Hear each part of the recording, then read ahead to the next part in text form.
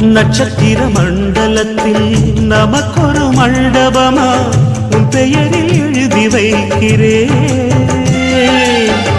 உன் அழகை தொழுது வைக்கிறேன்.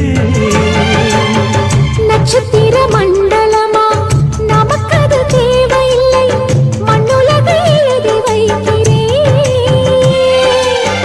மடியில் விருந்து வைக்கிறேன். இலையிட்ட விருந்திலே இளமயில் விருந்திலே